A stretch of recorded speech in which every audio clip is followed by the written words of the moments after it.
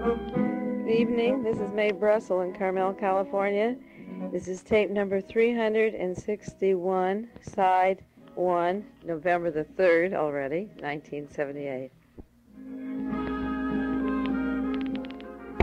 There are so many important events taking place in the news right now that I feel kind of guilty taking up the time on this tape talking about things that have happened to me and my family. And on the other hand, I think it's important for you to receive this information because some things may be happening to you or your family or members of the family that you think are coincidences. And as long as you take these tapes and read the books that you tell me you're reading and buying and writing letters to editors and calling talk shows and making yourself visible against this fascism that the FBI made note that I was afraid of, you can all suffer from maybe different kinds of harassments, but some kind of harassment. So if I share some of the experiences that have happened to me, it may be useful to you to be alert for any possibilities that the same forces would like to come down on you or annoy you or keep track of what you're doing. I had an interesting week that I'll just go over in a few seconds before I go back and continue the saga of some of my experiences from 1970, where we left off on the last tape, up through the present time. Just this week, I had talked to Reverend Dumke, Patty Hearst priest, and had given him the week before the name of Dothard Perry, the FBI man that worked with Donald DeFreeze, because I feel that the way to get Patty out of the prison in California and to open up the case is a countersuit on the part of the Hearst and to expose the links of the counterintelligence program, specifically to Patty's kidnapping. And this week in the Star, or last week, you might have to write to them. I think the address is in New York. The issue with Betty Ford on the cover, there was an article by Dothard Perry. That's one of the persons that worked with Donald DeFreeze in Los Angeles that saw Patty Hearst the day before the shootout. And he had an article, the October 31st issue of the Star, 1978, saying that the FBI knew where Patty was all along, all the time that they were in Pennsylvania and Sacramento, and from the time of her kidnapping, and that the FBI was up all the time on her whereabouts and was part of the operation.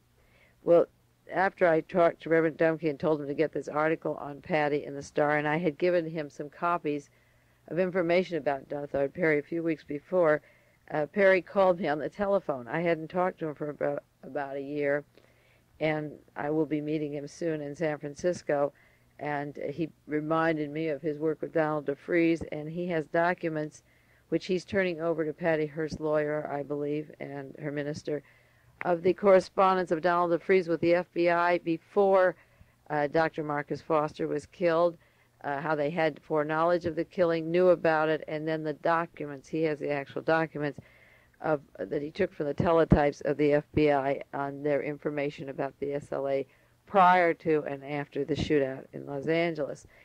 The same day after Dothard Perry called me, I got a telephone call from David Bucknell. I've been in touch with him for quite a while. He was the subject of an article that Mark Lane did in Hustler, and he had called me and wanted to give me the information. He was a friend of Lee Harvey Oswald's and worked in the Marines with Lee Harvey Oswald, and he contacted me again.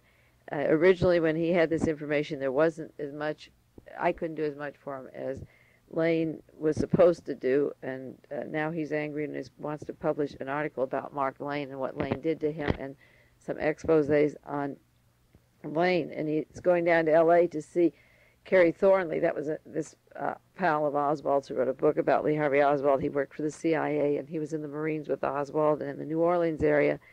And Jim Garrison tried to get Kerry Thornley to testify at the trial when Clay Shaw was charged with being part of the assassination to kill John Kennedy.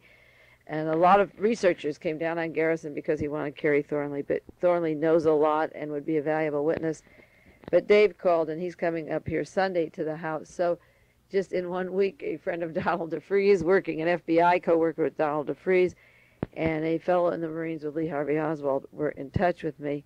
I also got a telephone call this week from Dusty Sklar, a letter with her phone number telling me to call her collect. That is somebody I've been trying to get in touch with and didn't know how. She wrote a book about Reverend Moon and the Nazis. It's about the cults, the danger of the occults.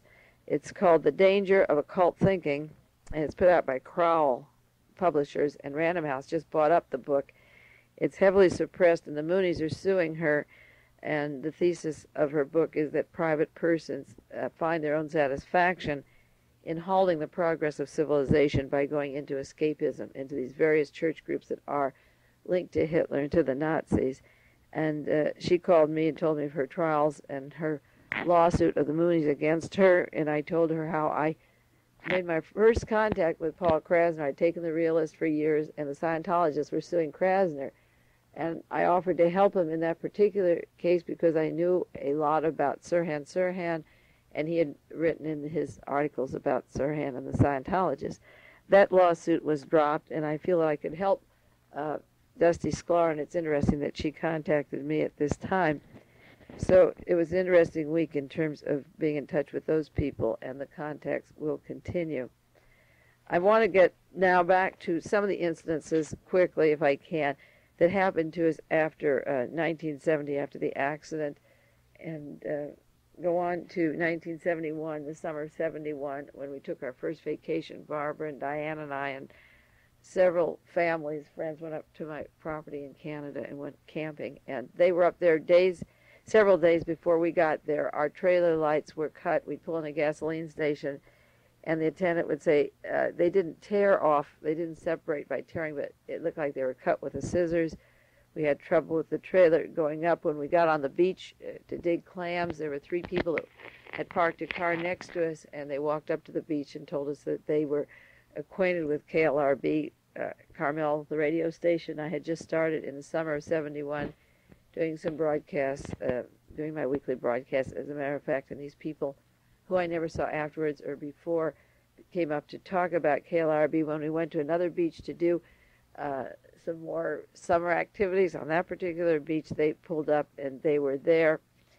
We lost things on the ferry boat going over from Port Angeles to Vancouver Island, and then 2 or 3 days later on the property, one item was in the middle of our trailer as we came in when we came back from fishing or camping, and unless you can say the occult, that people were leaving things that made me feel very insecure. I had the feeling at that time there were people on our property that just raced through with cars that wouldn't stop and talk to us. And the same thing happened when we were up there camping this summer. People on the property that they may not have known that I owned it or why we were there, but they were faceless and they'd raced through, and there was this general uncertainty and harassment. After my Watergate story broke, the one why was Martha Mitchell kidnapped, I was on KGO with Bob Trevor. He had just been on the air about 6 weeks. That's when he first started at KGO, and I talked about the CIA involvement and the Nixon involvement in Watergate.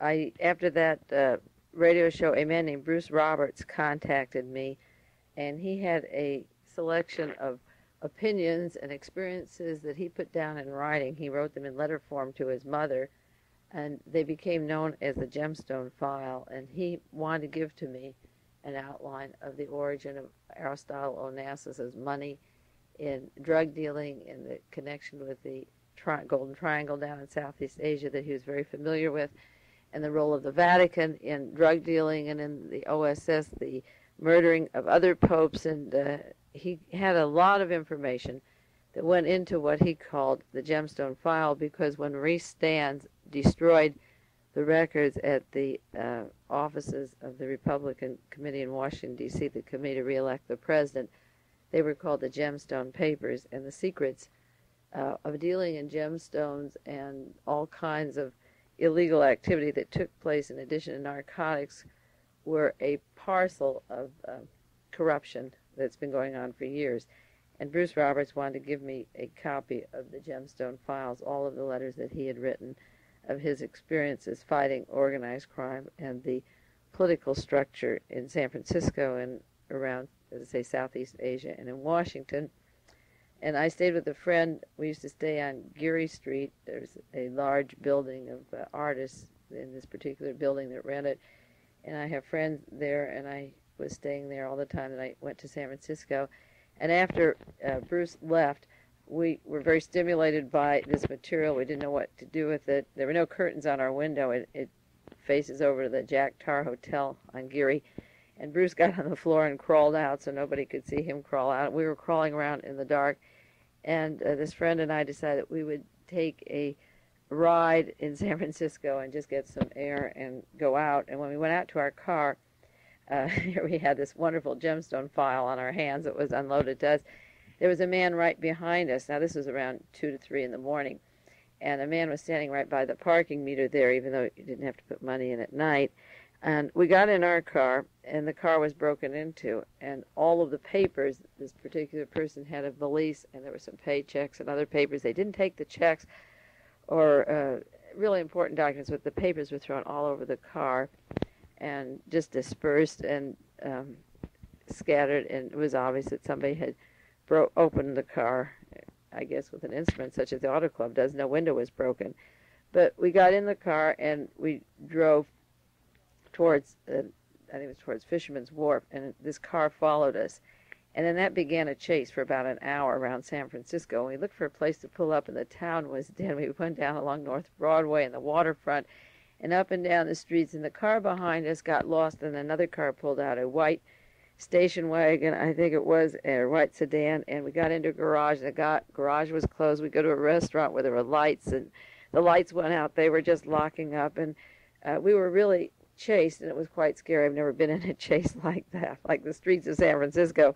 Finally went back to Geary, and a restaurant was open all night, and we went in there and had some outrageous meal of fried fish or something, and decided to go back to Geary. No matter what happened, we'd just leave the car. I was exhausted. I don't like being up all night and being chased. We went back to where things were, and the door was locked. We'd locked ourselves out. I was supposed to do a radio show at KSAN radio station in the morning from 10 to 12. That I think it was a Saturday morning.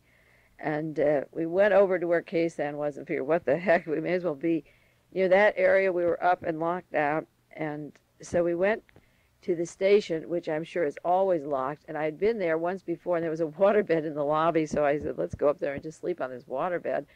And as luck would have it, and this is one of the really strange things, how many times I have been lucky, with the exception of the accident that Bonnie and Barbara were in, or the accident that Marvin got. So far, I've been really lucky.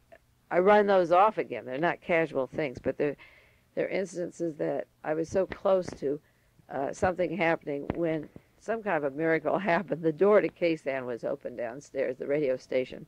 I think it's on Post, I forget. Right in the heart of downtown San Francisco. And I talked to people after that, and they never left the door open. The door was open that night or morning, and we went upstairs, and in the lobby, the waterbed wasn't there anymore. There were some big beanbag chairs in the corner of an office, and we just fell down on the floor and fell asleep. And in the morning, the people came in. They were making coffee and going to work at the radio station. It's an FM radio station in San Francisco. And when they came in, we were asleep on the floor of the place. And whatever happened to whoever was after us, I haven't any idea what it was. But it happened, and then after that, I didn't think any more of that incident. I went up in the summer of '72 to San Francisco to the Peace and Freedom Party with Flo Kennedy. And I stayed... it was Louise James, my neighbor and friend, who just after this particular meeting went totally crazy and has been out of circulation, stopped all political work and demonstrations and activities and letters, and became really just like a vegetable. Mentally, she became like a zombie, and the state took custody of her and her belongings were taken from her, and most of them removed. Louise and I went up. She was an organizer for the Peace and Freedom Party, and at that time, somebody took my car to go around the corner to do an errand, and I didn't want to say no. And it was left in a tunnel downtown, and the gears were stripped. I had to stay in San Francisco for 3 days, and the German Motors was the only company that fixed the Saab, and they were closed until Monday. And Monday, he didn't want to take care of it, and it was on the way home. Finally, they did. So I had to stay in San Francisco from Friday till about Tuesday and spend several $100s to get the car fixed. And that the car had caught fire on the way home, similar to the time when I was in Canada in 1970. Later, I saw documents that the Peace and Freedom Party, the meetings that I was at, and these particular activists were in fact followed and had provocateurs and had agents at these meetings. This was part of the FBI counterintelligence program, and the Peace and Freedom Party and the women's movement in San Francisco were in fact followed. And Flo Kennedy was out on the West Coast. She had an apartment on Jackson Street, and I met her and was staying with her several times while she was organizing the women's group out there, and the FBI kept track of all of those activities.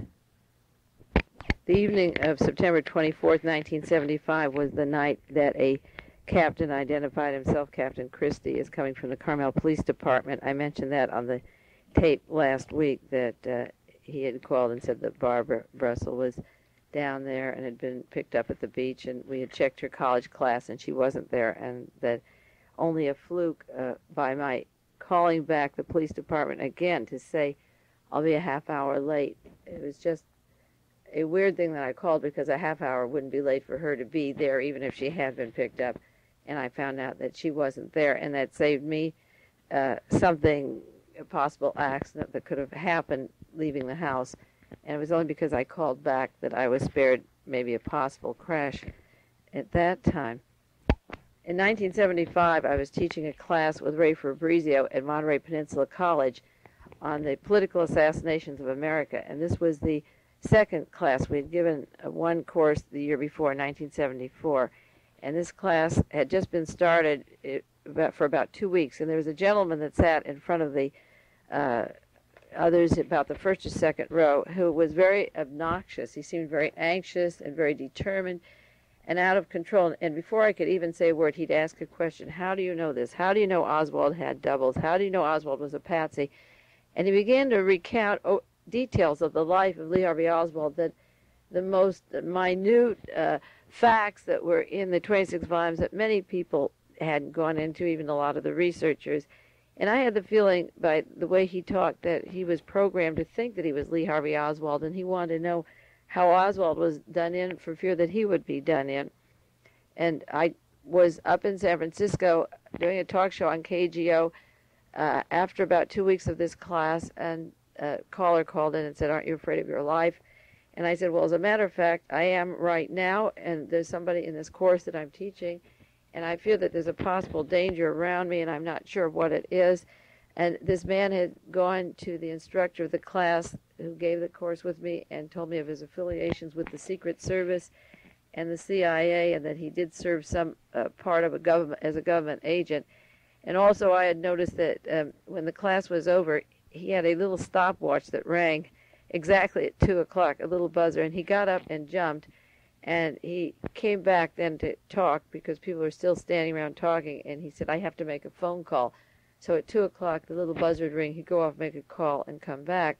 When I got back from the KGO show to teach the course the next week, the college was in an uproar. The faculty, some of them heard about the show. There was this talk about jeopardizing a student and talking about fear. I didn't mention the student's name at all, but feeling that I'm in danger in the class. And we had a meeting of the head of the university, Monterey Peninsula College, and the staff there and some professors. And I said, "Okay, I'll give you," we're ready to drop the course. They said, "You can't do this. You're jeopardizing university. We could be sued." And I said, "Look, I have to protect my own life, and that is very important to me, and if not to you. I'll give you a list of questions about this particular student, and you answer them and bring them back to me.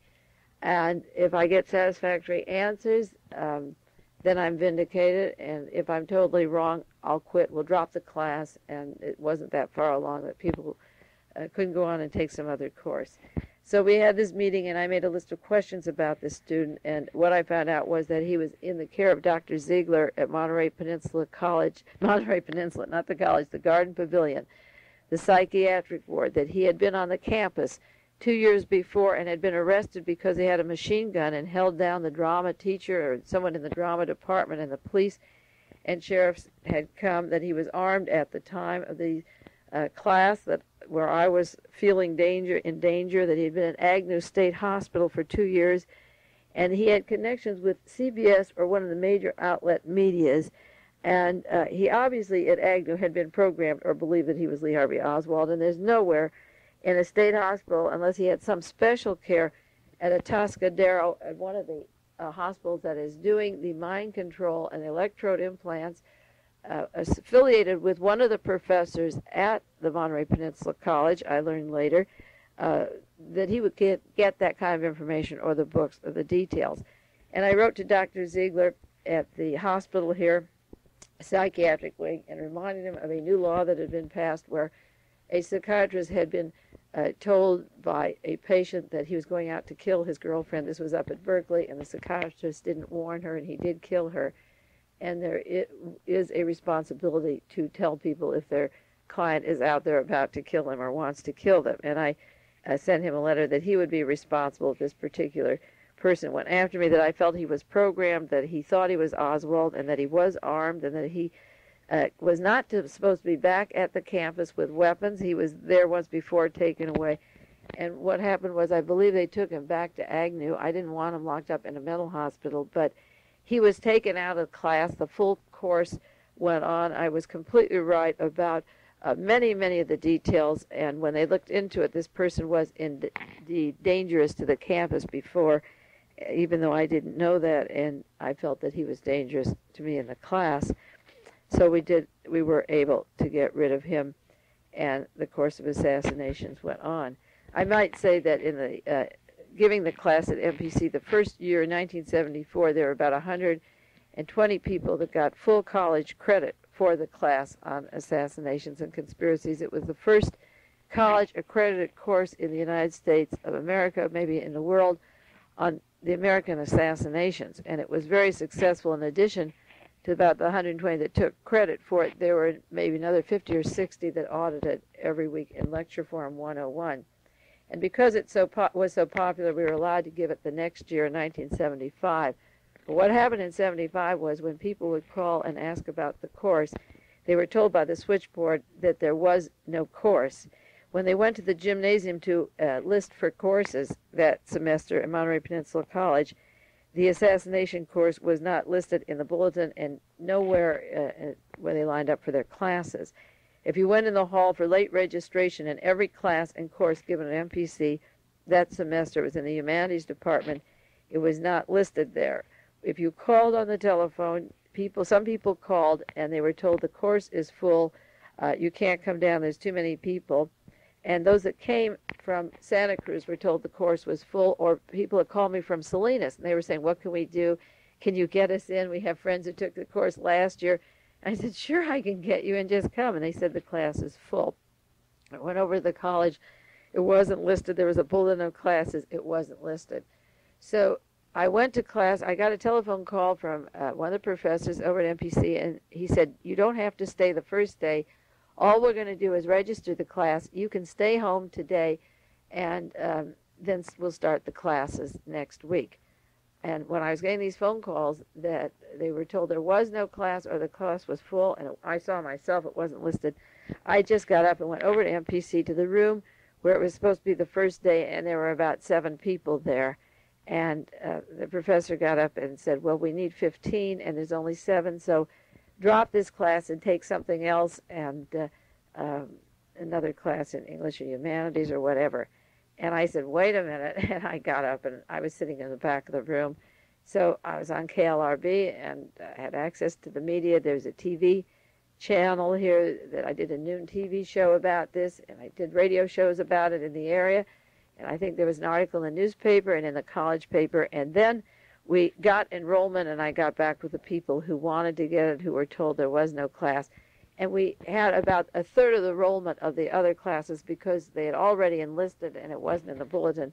But we did have a class, and then others visited and audited. And again, it was a very good course, except that we had to invite Mr. Polhammer in, who's in Navy Intelligence, who's from the Navy postgraduate school, and I had to have another professor who teaches psychology. He's a Swiss citizen who teaches psychology, and Dr. Nevich, I think his name was Nevich. I'd have to look it up. I have a block against him. He's still over there at the university, and he was able, the conditions of our having the class was that we have a counterpart to contradict the assassination idea. It couldn't be just a course on conspiracies this time. And this one particular professor went in, and I tape recorded the session, and he told everybody that they should not be at the classes. They should be out throwing frisbees or screwing or out in the sun. That to investigate assassinations is ridiculous. It's a waste of time. And as a psychologist, you are mentally deranged to want to know what's happening. And furthermore, and this is the one thing he said which is true, these things are going to go on anyway, so just forget about it. And then he confirmed to a student at the class that he does work at a Toscadera, and this is that private little in-group where they do medical experiments, and the CIA has access to people who are just picked up even without an arrest and put into this particular hospital. It's in California, and I understand that he's affiliated with the Toscadera Hospital and that activities, and also teaches psychology, one of the most popular professors of psychology at Monterey Peninsula College right now at the present time, and is a Swiss citizen. He's not a citizen of the United States. In November of 1975, when I was talking about the origins of the Manson family and the SLA coming from the same counterintelligence Tom Charles Houston plan, I got telephone calls from Sandra Good saying that I was going to be killed, and I got a letter from her which said, May, you are thinking yourself in a circle of madness. Charles Manson has been 28 years in prison, and all that BS you're running is only a reflection of what the news and books have programmed your soul's mind, brain to. You are looking for attention. It seems as if you are looking for your death wish in the family, with a capital F. Now, the same Sandra Good that sent me that letter in 1975 had an article or there was a quotation of hers, October 1978. This is 3 years later. That was in the newspapers, October 29th. A question was asked in the newspaper, have Sandra Good and Squeaky Fromm, that's the woman charged with the assassination attempt on Gerald Ford, ever expressed remorse for their part in the Manson killings? And the answer was the two inmates at the federal women's prison in Alderson, West Virginia, they've been moved to California since, still remain loyal to the Manson family. They say there was a secret purpose behind the murders in 1969. Hollywood has been a whore for years, said Squeaky Fromm. You may not understand it, but you could come to understand it if you realize that Hollywood has sold a lot of our lives down the drain. What they said was that the family was a secret purpose behind the murders. There was a secret purpose. And what I was saying then and what I say now is that they were victims of an acid program to turn them into a helter-skelter, named after the Beatles song Helter Skelter, to link the youth in the anti-war movement with violence. These women and men were used. They have been the whores not only of Hollywood. Hollywood has been a whore for years and sold them down the drain. But there was a secret purpose behind the murders in '69, and the purpose, like the Reichstag fire, when I wrote the SLA as the CIA, the Reichstag fire and the Patty Hearst kidnapping, to present terror and kidnappings in America and use these people as a medium by which to make superstars out of Mr. D.A. Browning, Mr. Bugliosi, Mr. F. Lee Bailey, the lawyers, the prosecutors, the investigators become the superstars. The youth are discredited, and the victims are well chosen to be murdered to prove a certain point politically. I received a telephone call this week from Davis, University of California at Davis. They're having an ecology day fighting the nuclear plants around the country, and they wanted me to come up and speak about Karen Silkwood and her links to Letelier killing, the gentleman representative from Chile who was murdered, and the political assassinations and the relationship of the assassinations to the pollution and the atomic energy plants that they want for energy around the state, and the Karen Silkwood documents that she had to expose these people, and her links also to Watergate. I turned down the invitation. I don't like to do that. I like to go out and meet with these people and new young people and turn them on to what's happening. But there is a trauma, and the system knows it, in getting you hassled with airplane flights. In 1976, I had such a long series of experiences that If I'm invited now, the chances are I say no, even though I'm cutting off an audience that I should reach. And I'm not a coward, but you do get traumatized when you've had too much. And in 1976, I had too much. December the 20th, 1976, I was in New York City. I had another chase, somewhat of a chase, leaving his WBAI radio station. I was there talking about Howard Hughes. I'd gone there, and when I had some material printed at a print shop, PIP print shop, on 42nd Street, I sent it here from California. When I went there to pick it up, there was a man from the Howard Hughes organization sitting there when I picked up my material and telling me to contact Kay Glenn of the Hughes organization. They knew where I was in New York City, and when I'd pick up this material, I did a 5-hour show on WBAI with Bob Fass, and I left the station because I had 8 o'clock plane to California, and I thought I may as well go out to the airfield. The United Airlines was on strike, so I took American Airline. It was just days before Christmas, so you can visualize how crowded. I'll do more on the other side of this tape of my airplane experiences in 1976 and why I'm really cautious about flying anywhere in the country right now. It really makes me very nervous.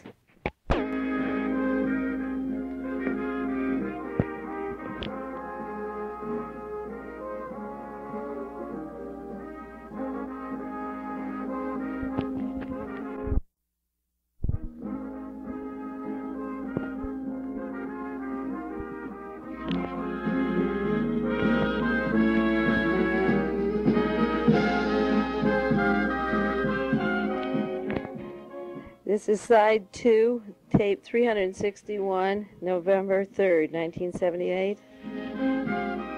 You notice I'm playing the song Tomorrow from Annie. There's always tomorrow. I got out to the American Airlines early in the morning. This car had followed me to the airport, and I checked in down below and got a seat number, checked my baggage through out to Monterey and Carmel area, San Francisco, Monterey.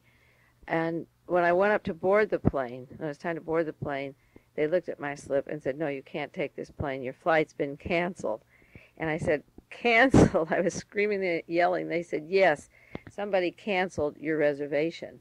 And it's a long story. I was just simply furious, and I stood by to see who was taking the seats. They said, "Well, get out of the way." It was a big, I think, a DC-10, a huge plane coming out from New York to San Francisco, packed with people. And I stood there, and 2 men with black gloves, black hats, they looked like the typical kind of an espionage thing, just walked through. I looked at them and figured these could only be the people. There were no families, and they didn't look like regular travelers that walked through. And I went downstairs to the desk and screamed and yelled, and they said they gave my ticket to a person from, they said, the Admirals Club. If you've gone, I don't know how many thousand miles, 30, 60,000 miles by air, or how many, you automatically get a seat, and they gave it. And I was simply furious. I'd been followed out to the airport, and they said there wouldn't be any more tickets till after Christmas. And I said, "Oh, no." And yeah, I was yelling and screaming, and they told me that somebody just came, actually just bounced me, and believe me, they had me on the next flight coming to San Francisco. I was so furious. It was in April of 76, just before that, when I was going to Dayton, Ohio to speak university there. I was transferring in Chicago, and our plane took off from San Francisco, and it was circling Chicago for a while, and then we were told that there were ambulances below and fire engines and so forth, that we may have difficulty landing, that a wheel had come off the airplane. They didn't know if it was 1 wheel or 2 wheels, and they'd gone under the bottom of the plane to see. There's some kind of a glass thing, evidently, that they could look under, and they weren't sure how much damage, but in flight the wheel or wheels had come off, and luckily we made a landing. Of course, the ending was happy, but they didn't know what condition we'd be able to land, and we were circling there till everything else. And you can imagine O'Hare Airport, I think it's the busiest airport in the United States, just filled with planes, and everything had to clear and make way for a possible hazardous landing, and we did okay. I took a trip in May of 76, another trip to New York City from San Francisco, United Airlines. And on that trip, I had my luggage locked because after the one from New Orleans where everything was taken, I figured I would know at least if it was open. And again, my the locks 2 different times have been completely ripped off my suitcase, and the material is just thrown around. Now, I carry all books or documents or anything I'm going to lecture about. Never after the New Orleans trip in '67 did I ever even put a magazine article in with my clothing. What I ship through is just clothing, and that's it. And everything else is in my hand, even though it's heavy to lug around, because twice, 2 different times, the locks were off my suitcases, and all the clothing was just scattered and dispersed. In the trip from Sacramento to San Francisco in April, the one before the airplanes came off and the wheels came off going to Chicago, I was speaking in Sacramento, and I don't usually like to time it that close. I was in Sacramento one day, like Wednesday to Thursday, and I had to come home Thursday morning because to catch the plane then to go east. It was too close together. But as luck would have it, I go out to the airport always 1 hour to 2 hours before my plane leaves. I like to get there. I like to check in. I like to read the magazines and see what's on the stands and see the people and see what's going on. And as I got to the airport in San Francisco and mentioned I was going to United Airlines in another hour or hour and a half, they said that plane is defective. It won't fly till the next morning. And there was a PSA right in the airport ready to take off, and I just ran down with my books and material and ran through the aisle and got on the PSA and got to Monterey all right, and the clothing didn't matter what I had in Sacramento, but I got on the PSA flight that was leaving just at the time I was at the airport. Otherwise, I would have missed the entire New York trip, which maybe would have been okay, but it happened that way. And then short while after that, again, I was in Sacramento. Leaving Sacramento, I had spoken at Cosumnes River College in Sacramento State. I've been in different colleges in Sacramento talking up there. And we were on an airplane that dropped several thousand feet, and there was no turbulence or indication of air. It was at least 1,000 feet that this plane dropped. And I just held on to the arm of the person next to me and thought, okay, this is it. It's just going straight down. And the first thing that flashed in my mind, it's funny what you think about, but I always take maximum insurance. I just take a whole pocket full of quarters, and I figure, well, if I go, at least my kids will have some money from it, you know. And so I take out the maximum 150,000, whatever it is in that machine. I pile up quarters before I travel. So if the plane goes down, at least they have a little nest egg of something they can use. And the plane was dropping. I thought, well, at least the kids they're taken care of in a sense. And some security, I got all this insurance for them. But the plane didn't crash, it just dropped. And then I called Federal Aviation, went back to the airports. A Miss Sandoval from Hughes Air West took care of it. I have her San Mateo number here. A Mr. Bryant called the passengers and said, send any medical bills. There was a Bob Northey, the supervisor. I tried to follow up. I have the names of all the people. No one would tell us which airplane was coming at us. It was a plane. It was a near collision. They wouldn't say who was flying it. They wouldn't say who owned the plane. I wanted to know who the pilot was and who owned the airplane that went out, that was coming to us, where our pilot saw it and averted a collision. And there is no way, even though I was on that airplane and a passenger on the plane, and they were concerned about any possible physical damage to the people, they would never reveal the name of the airline or who was in control of that airplane. I think that's interesting, the secrecy of that, because I've mentioned on the tapes a couple of weeks ago my concern about Lieutenant Dimely, our Lieutenant Governor Dimely, Merv Dimely, running against Mike Kerb and the airplane crash, that jetliner, Pacific Southwest airliner in San Diego. And there are articles on that airline just this last October 26th in the San Jose Mercury and the San Francisco Chronicle. And the San Francisco Chronicle has a story that the PSA pilot struggled to save the plane, and they said what the PSA pilot failed to report. That's the San Francisco coverage of this article. But the San Jose Mercury has the coverage the same day, and this is why it's important to take two different newspapers. It says pilot struggled desperately to save the PSA plane, and then it mentions that in the cockpit, when they lost sight of the Cessna plane that was coming to them, was a man named Anthony Poli, a co-pilot for the Flying Tiger Airlines. And I might have mentioned that to you before on a tape. I don't remember. But I would like to know if the Flying Tiger Airline was coming at us when I left Sacramento or not. But I will never know.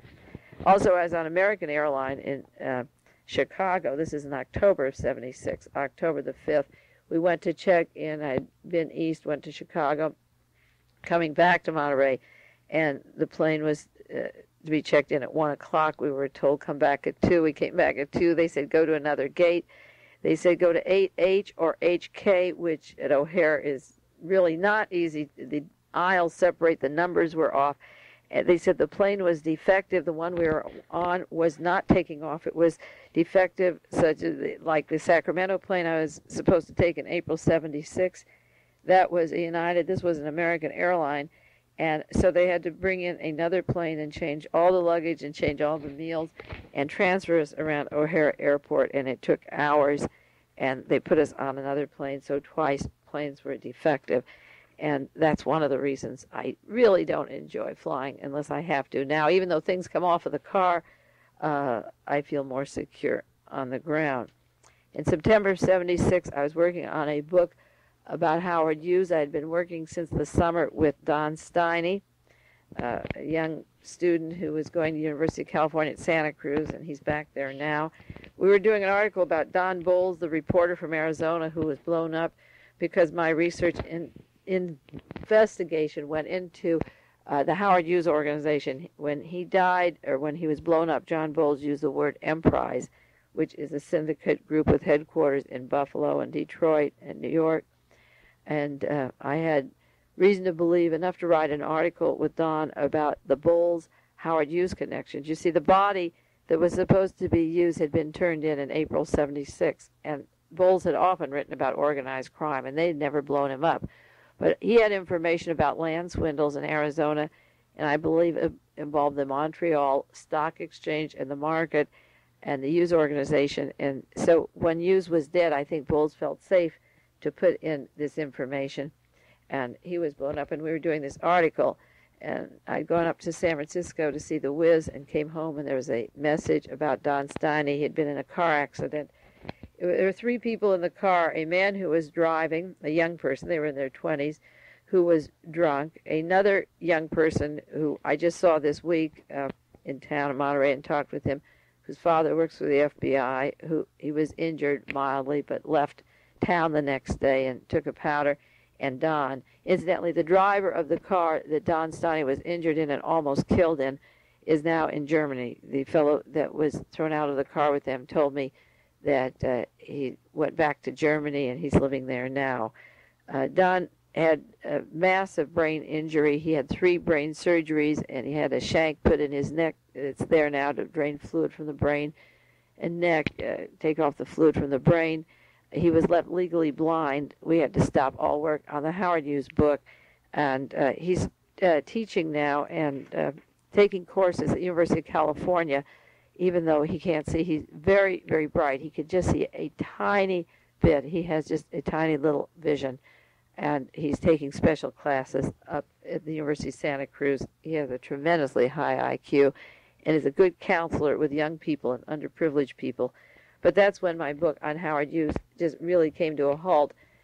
He went through, as I say, several surgeries, and it was really hard to go back to community hospital and see your coworker laid up like that. Shortly after, this was in September of 76, when he was left blind, our next door neighbor, Andy Parsons, had a car accident. We never will know what happened there. He was driving a car, and his girlfriend and several others were in the car.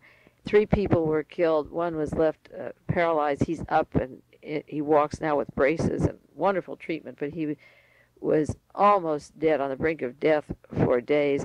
And this was 3 months after Don Steiny's accident, that several people close to my family and my daughters were involved. 2 close friends of Diane's were killed in this accident, and Andy was almost killed, and one was left permanently handicapped and with braces and so forth, which ended his acting career for the most part. It altered his life, and that was right next to us here. That was in 1976, and also in November of 76, my ex-husband the father of my three girls, was driving Los Angeles, and he had a car which burst into flames. He doesn't know why. He lives in Westwood and was going to the store in Beverly Hills, and he's one of the means of my support. He supports me and the children, and Bill's car was just literally destroyed. It just blew up in flames and was destroyed where mine was in flames, and I was near water, and it was put out. That car just went up in flames and was totally destroyed, but he got out on time and jumped out and was all right. In the fall of 1977, I went down to Los Angeles to do that movie, The Howard Hughes Mystery, with Manuel Zacina. There was an article in July, it was July 16th, 1977, in the newspaper about producer Manuel Zacina, Z-E-C-E-N-A, and it's written by John Austin. It said, producer Manuel Zacina, who turned down more than $2 million from investors wanting to back his new completed movie, The Howard Hughes Mystery, is digging in his pocket for his next two films. He's made 27 movies previously in Latin America. Zacina asked me to make the opening and the closing and 6 scenes in The Howard Hughes Mystery, which I did, and then after he sent the film to the lab to be developed, the FBI and members of the CIA came to Zacina. They had the soundtrack of the movie. Parts of the movie were thrown away and destroyed. The movie was shelved for 1 year, and when he felt the pressure was off and determined to do it again, we shot the film over again this last June. It still isn't out, although I spoke to Manuel recently, and he thinks that they will be getting the movie out, and we have an introduction, but many of the scenes, again, were cut up on the cutting room floor and were mangled, and are not available, and I don't think we'll film those for the third time. I think Manuel and I have gotten the message. I was going to make this film. He wanted the photographic copies of the correspondence I did with Clarence Kelly of the FBI, and I think way back on tapes earlier I talked about the fact that my house was burglarized, that my correspondence with FBI Director Clarence Kelly that was on my desk for purposes of taking down to film the movie was taken. I called the Justice Department in Washington, and they sent out within the next, by 10 in the morning I had called Washington, and in the afternoon at my house were teletyped copies of my correspondence with what I wrote to Clarence Kelly and what he wrote to me, but without his signature on. Either it was his letters before he signed it that the FBI keeps records of, or they used some kind of ink to erase his name. But the film was to use the correspondence of Clarence Kelly, and we talk about the burglarizing of my house in the film, but the letters that I have now, the copies of the original letters, do not have the signature of FBI Director Clarence Kelly.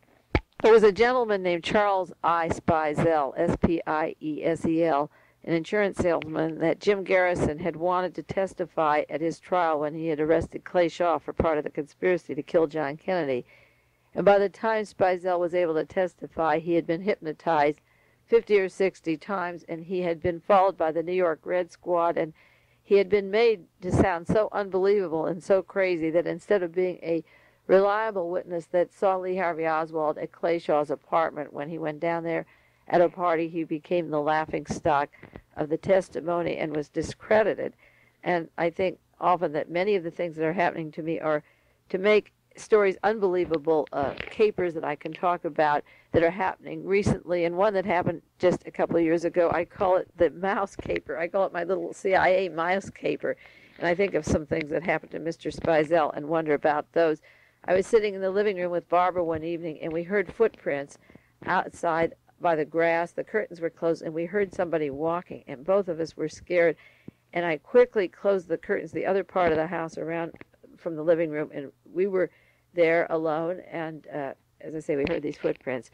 We opened the curtain to see what was there, and all we saw was a mouse looking at us, standing there looking at us, and we got hysterical because I think it's hard to hear a mouse outside the window, and we thought they were human footprints or sounds. And after that, the next day, our garage and my study, where I kept a lot of my research, had an invasion of mice, and there was also a mouse in my car, and I'd park, and a mouse would run across the dashboard, and he was eating the seating of the car, and I couldn't catch the little bastard. And there were mice, and you can imagine how nice that is to eat newspapers or research or get into the house, our garage and back where I stored things, we had an invasion of mice, and I used to always call them my CIA mice because whenever we would try to catch these mice, they were very visible, and they would look at us. And just recently we had a spate of another generation of them. We got rid of all of them, and we have cats, and we had exterminators and so forth. And finally, this one mouse in the car got baked out up in Sacramento weather. Got caught in a wheel or something. I went up there, and it was very hot, and that I took the car to the Dodge place to have it looked over to see how in the world he got in or what I could do about this thing. Driving up there and being in the car and having a mouse running back and forth the car was really driving me bananas, and there wasn't much they could do or to figure out how in the heck he got into this car. But I had to live with it for a while. But recently, just last winter, we're not having mice right now, there was a whole spate of 5 or 6 incidences where these mice would be in the kitchen, and one would stand next to the refrigerator and shelf and look at me and just stand there and look, and I take a plate and just put it over his head and put a cookie sheet under it and take him away. And I can catch these mice by hand. It's almost like they're drugged or stupid. They stand and look at me, and I make my own little trap with a box and just take them away, and they're totally unafraid to be around me or the cats. And I just, as a joke, call them my CIA mice for no other reason, because I don't know anybody else who has experiences like this. But when it all started was when we heard the footprints and heard a person outside, and then the next morning we had these experiences.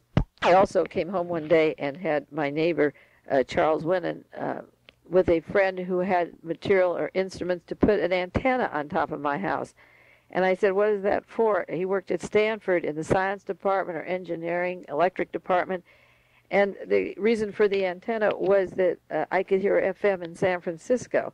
And I said, don't put anything on my house. This is the same Charles Winnan that has Melvin Belli as his attorney who's suing Paul Krasner and the Rolling Stone magazine because of the Manson article that Krasner wrote. And I said, look, if you want to bug my house or put antennas, do it when I'm not home, or put on the window seals or stake it outside. But for God's sakes, don't just stand there and attach them while I'm watching. I didn't ask you to come. I don't want you to come. I think it's a lot of nerve for you to just get up my roof and put it up there in clear daylight or want to do it.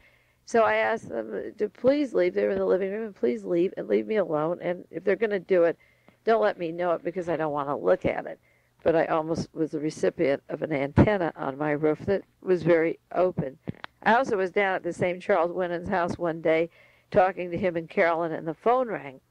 And he hung up, and he mentioned who it was. It was a friend from Los Angeles, and this friend had an appointment to meet Sirhan's brother, or had just met him. And his brother was shot on the Los Angeles freeway. He was all right, and he lived, but he was shot at the freeway. And the party that he was supposed to be with, to meet, or had just been with, had just called Charles Winnan's house and told him about the incident of Sirhan's brother.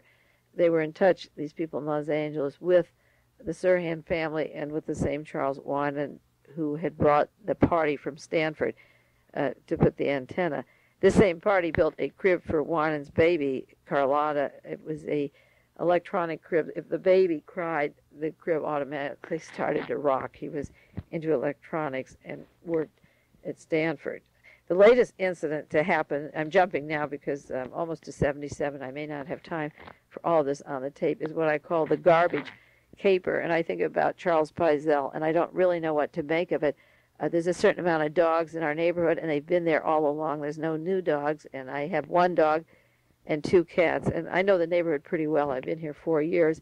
In the last 2 weeks, I have been subjected to what I call the garbage caper, that every time the garbage is out at night or put there, it's thrown all over the ground, and I have to go out, and I don't know if it's an animal. Some people suggested there's an animal other than the dogs getting it, but it's steady. So now I got new lids to garbage cans, and I take my car at night, and I pull it head on so that it backs up to the garbage cans, and then I have a contraption to hold a wire post thing that holds it both to the wall and the car bumper to see that my garbage stands still. And I thought that was pretty neat. I have a Rube Goldberg contraption because I'm tired of going out and picking up all this garbage. They come once a week. So yesterday I went up to San Jose to do a radio show up there in the evening from 8 to 10 and spent the day at bookstores up in San Jose, used bookstores, getting some books. and locked my house, locked the doors, and came home at night.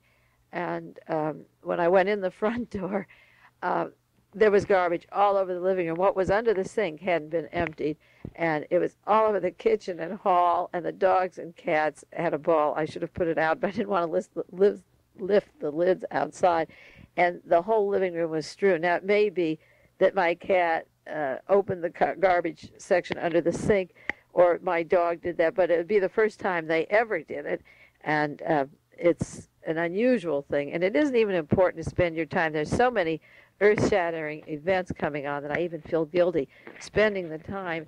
And yet, to talk about various things that are happening, and we'll be going next week for the next 2 or 3 weeks into I.G. Farben and the selection of popes and the Vatican and the fascism and Vatican and Adolf Hitler and American Wall Street and Vatican, and I'm doing work night and day on that. But on the other hand, I think you should know with some of the things I'm living with as they're happening, because they are happening and they're weird, and I just want to share them with you. One evening I came home to type, and I had pictures of my 5 children right in front of my typewriter, tacked right to the wall here in front of that. I look up sometimes and see their faces, and there were some high school pictures of Bonnie and Barbara, and Diane was in grammar school at the time of the accident 7 years ago. And one evening I was typing, and I looked up, and the picture of Bonnie, the daughter that was killed in 1970, was slashed with a knife. The whole face and forehead was just torn. The picture was still taped to the wall. None of the other pictures were taped, and I just practically had a heart attack. I almost fainted. I looked up, and her face was just cut through. And it's just a terrible thing to come home and feel really optimistic, feeling good about yourself and your friends and your life, and just to look up there and know that there's no way, there's no cat, dog, or way that that picture could just be torn the way it was and sliced right through the face. And somebody knows how to get to me. They really do. And that's the part I want to share with you now, in addition to all the other research, is that there are those private moments where these things are happening. I won't do any more tapes on it, maybe an update a year from now, but I think you get the idea that it isn't all wine and roses. That I have my private moments that I don't put on the tape that are happening a lot of the time. There are things happening now with my daughter Barbara.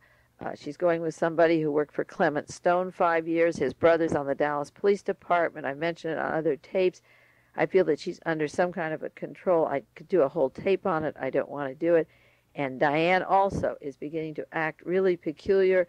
I don't want to dwell with this with you people. I have to watch it, but it's on my mind, and it's what I'm living with now. Barbara was in a play down at the wharf. She's studying acting, and she was in a play, Little Night Music, and there was a gentleman in the play named Ken Crockett who was in the play, and he took her out, and they spent about 4 days together, and he came to the house with her. They were in love, and he said that he was going to marry her and get her this beautiful house and take care of her forever, and they were madly in love.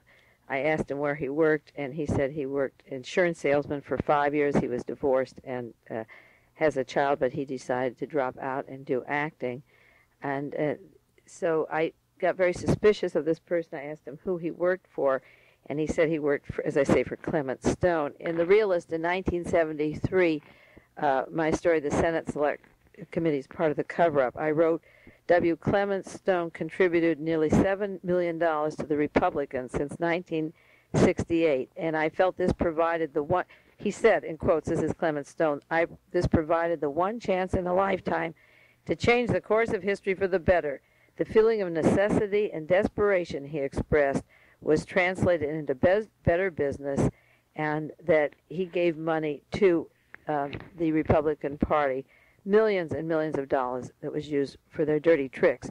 When the airplane crash came of Dorothy Hunt, she was investigated at the United Airlines in Chicago by a gentleman who later went on to be paid full-time from Clement Stone. The Secretary of the White House, Dwight Chapin, worked for Richard Nixon. He went to United Airlines at the time of the investigation. He was paid a full salary while he was in jail at the Watergate affair, and then went on to be paid by Clement Stone.